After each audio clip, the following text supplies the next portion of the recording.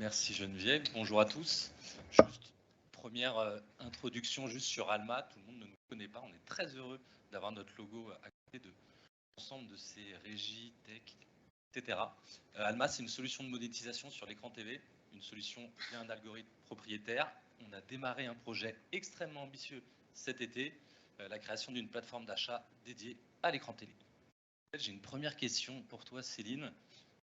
Si on se base uniquement sur le linéaire, les audiences sont en baisse. Aujourd'hui, comment vous, chez IPG Media Brands, comment vous y répondez? Le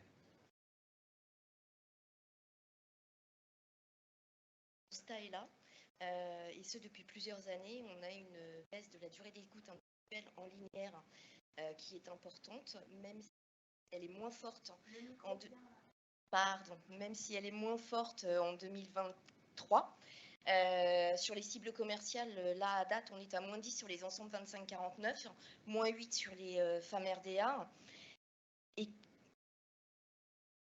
avec la délinéarisation qui perdure, aujourd'hui, on se rend compte qu'on consomme toujours les écrans et on les consomme différemment. Pour preuve, si l'on regarde la part de la consommation du digital en 2018 auprès d'un individu lambda qui consommait environ 4 heures d'écran, la part du digital représentait à peu près 1h10. En 2022, la consommation de ces écrans augmente, on passe à 4h20, mais la part du digital augmente également, et ce de façon considérable, puisqu'on est à près de 49%. Donc chez IPG, aujourd'hui, effectivement, on repense les systèmes. On accélère sur le digital en prenant en considération la maturité de nos clients sur le volet digital. On pousse de la télé segmentée, on va pousser de la catch-up, de la VOL, etc., etc. Mais en faisant attention à ne pas trop les secouer, entre guillemets. Et on s'ouvre, enfin en fait, on ouvre de nouvelles portes. C'est là où on se rend compte de la nécessité d'avoir une mesure vidéo qui soit réelle, de façon à pouvoir travailler une couverture dédupliquée globale et non plus travailler en silo avec un petit bout de couverture télé par ici, un petit coup de couverture digitale de l'autre, sans pouvoir réellement les consolider. Ouais, on va revenir sur la mesure juste après. Juste déjà, Jean-Damien, d'un point de vue organisationnel, on entend multiscreen d'un côté, cellule programmatique de l'autre, digital encore de l'autre. Comment vous organisez-vous côté IPG? Déjà, la première difficulté, c'est d'identifier c'est quoi la connected TV, parce que c'est un mot qu'on utilise de plus en plus, et je pense que la diversité de la CTV est pas forcément bien analysée par tout le monde. Le streaming avec l'offre payante de Netflix et des autres plateformes a mis la lumière sur la CTV, mais la CTV, c'est beaucoup plus que ça. La CTV, c'est les écrans télé. La CTV, c'est les consoles de jeux, c'est les box type Google TV ou Amazon, enfin Prime TV. C'est la catch-up. Donc on a une offre qui est hyper large. Et une fois qu'on creuse dans ces plateformes, on se rend compte que, par exemple, si je prends l'exemple de Samsung, Samsung peut être acheté en direct chez les équipes Samsung à Londres, ça peut être acheté via des offres réseau, ça peut être acheté en programmatique, en gré à gré, bref. Par TF1 récemment. Par TF1 aussi. Non, l'offre, elle est très fragmentée, la panorama est très fragmentée, et ça donne une complexité à l'achat, et l'expert doit pouvoir se retrouver. Et c'est pour ça que jusqu'à présent, dans les équipes de Mediabrands Initiative, c'est davantage des experts digitaux qui s'en occupent, parce qu'ils ont l'habitude de cette multiplicité des modes d'achat, du mix entre programmatique et agré, de cet équilibre et de ce jonglage. Mais on est en train d'opérer une transition, et la meilleure transition qui puisse être est celle de la catch-up. Sur la catch-up, c'est plus simple, et il y a un équilibre entre télé linéaire et achat CTV qui est plus évident à trouver. Et c'est dans ce cadre-là qu'on est en train d'opérer une première transition dans le mode d'achat. Et c'est aujourd'hui les équipes de Céline qui s'occupe de l'achat catch-up en programmatique. Du coup, ouais, ça nous amène et ça rebondit sur la précédente table ronde, la question de la mesure. En fait, la question de la mesure, elle est clé. Toi, Céline, en termes de mesure, quelles sont tes attentes? Et je vais rebondir sur aussi un débat qui a eu lieu, c'est la question du CPM. Télé, je sais que ça fait beaucoup parler, ça a été décalé d'1 an, mais c'est quoi ton avis, CPM ou GRP? Quel est ton avis là-dessus? On a besoin des deux. On a besoin des deux. Le CPM, oui, effectivement, c'est une bonne idée et on n'y échappera pas. Ça va nous permettre d'avoir un média planning croisé avec la télé et le digital. C'est ultra important parce que aujourd'hui, ça a été dit précédemment, on n'a pas de réelle mesure estampillée par un tiers indépendant. Chacun combine, entre guillemets, quid de l'apport de la télévision et quid de l'apport du digital.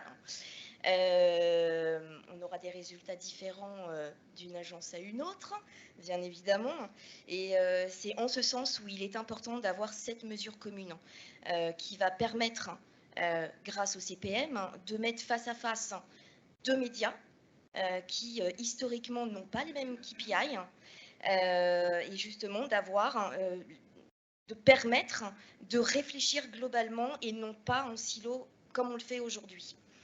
Et je rebondis juste 2 secondes par rapport à la réflexion de Jean-Damien sur l'hybridation de nos équipes aujourd'hui. On était très en retard par rapport à d'autres agences et on a accéléré cette année effectivement en prenant le parti d'aller un cran plus loin. C'est-à-dire que nos équipes aujourd'hui non seulement recommandent, négocient, mes programmes.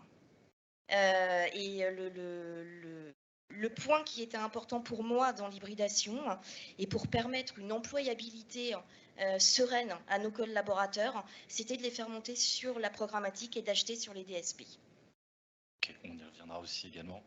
Ouais, non, si je peux rebondir aussi sur l'idée de la mesure, c'est finalement un vieux débat. Le premier débat, c'était comment on fait pour calculer la complémentarité entre la télé et la VOL. Aujourd'hui, avec la Connected TV, c'est plus que la VOL et c'est peut-être aussi pour ça que les débats s'enflamment, notamment sur les systèmes de mesure. Jusqu'à présent, pour pour mesurer en post-campagne, on avait ce système XCR qui était hyper intéressant, mais qui maintenant n'est plus du tout aussi assez exhaustif et qui ne nous permet pas vraiment de correctement mesurer. Aujourd'hui, nous, alors c'est un peu l'instant promo, mais on a chez Initiative un outil Media Planning qui nous permet de mesurer et d'optimiser et de trouver le bon mix entre les différents leviers digitaux et offline. Donc on a l'ensemble des leviers téléconnectés, SVOD, etc. Mais le sujet maintenant, il est d'aller plus loin. Et c'est en ça qu'on attend, et j'étais ravi d'écouter Médiamétrie tout à l'heure, mais c'est en ça qu'on les attend vraiment, c'est de pouvoir se dire maintenant, une fois qu'on a déterminé les bons budgets entre les différents leviers, on doit pouvoir plus facilement connaître quelles sont les complémentarités entre les différents acteurs que j'ai nommés tout à l'heure. Et c'est absolument clé, puisque sans ça, on n'aura aucun juge de paix et on n'aura que des plateformes qui finiront par nous donner leur reach siloté sans pour autant qu'on puisse interagir et avoir une recommandation qui soit suffisamment solide. Très clair. Et je vais mixer mes deux dernières questions au final. Mesure, on attend beaucoup de choses de la part de Médiamétrie en termes juste de ciblage. Et je dis ça ciblage parce qu'aujourd'hui, chaque plateforme, donc Amazon s'achète via Amazon Ads, Google, beaucoup de débats, mais s'achète encore via DV, Xandr, Netflix, c'est Xandr, Microsoft. Comment vous, en termes de ciblage, vous y retrouvez dans un univers qui est ultra fragmenté avec de multiples plateformes? Déjà, il y a deux choses. Il y a la mesure et les ciblages. En amont, déjà, le ciblage, c'est hyper compliqué. C'est clair que alors, je vous ai donné la granularité de la CTV. Maintenant, à l'intérieur, il y a autant de méthodologies de ciblage que d'acteurs. Donc, la complexité, c'est justement d'avoir un modèle qui soit uniforme, homogène, pour avoir un reach qui puisse être, au moins si on ne peut pas le mesurer, logiquement complémentaire en ayant les mêmes cibles à chaque fois. Donc, aujourd'hui, soit on se fie au ciblage des supports, soit on se dit qu'on va aller revenir du socio-démo, qui semble être la clé de matching évidente. On a ensuite la possibilité de ciblage géographique, qui me semble être une super clé d'entrée, ou en tout cas, nous, chez Initiative et chez Mediabrands, on la creuse très, très fort. Le contexte. Et à la fin, le contexte, et trouver, d'avoir une méthodologie pour analyser quels sont les contextes les plus intéressants et les plus regardés, les plus consommés par nos cibles. Et donc de le prendre dans l'autre sens et d'analyser ce que consomme la cible. Céline, du coup, ouais, pour toi, enfin, quasiment même question en termes d'outils. Quels sont les outils qui sont utilisés par ton équipe et comment justement vous vous organisez à l'ère de cette fragmentation? Oui. En fait, pour poursuivre ce que Jean-Damien vient de dire, c'est là où on a besoin d'une qualification claire entre un contact télé et une impression digitale. Il faut absolument trouver une norme qui permette d'avoir un KPI quasi identique sur les deux médias. Parce que sinon, on n'arrivera pas à argumenter et à justifier quels vont être les choix dans une stratégie, pourquoi pousser la télé au détriment du digital ou l'inverse. Aujourd'hui, ce que je vous disais dans les hybridations, ben voilà, on va travailler avec nos datas en télé, avec les datas que peut nous procurer le fait de passer par la programmatique. Et c'est là où c'est intéressant, puisque autant le linéaire permet de toucher l'ensemble de la population, entre guillemets, et le digital permet à mes équipes de pouvoir rentrer dans la granularité du ciblage, ce qu'on ne peut pas faire en linéaire aujourd'hui. Donc merci le digital, merci la télé segmentée, de pouvoir justement aller plus loin et de répondre de mieux en mieux aux briefs de nos clients. Et pour finir, mais pour répondre aussi à ta question sur le terme d'outils, c'est notre objectif clairement sur 2024. On voit la complexité d'utiliser différents DSP, différents outils à chaque fois. L'objectif, c'est vraiment d'avoir un outil qui puisse nous permettre de manière unifiée d'aller toucher l'ensemble des inventaires et d'avoir ce fameux ciblage homogène. Et donc c'est là-dessus que 2024 sera particulièrement important et sur lequel on va concentrer aussi nos investissements. Très clair. Eh ben merci, je pense qu'on a répondu au brief. Merci. Geneviève.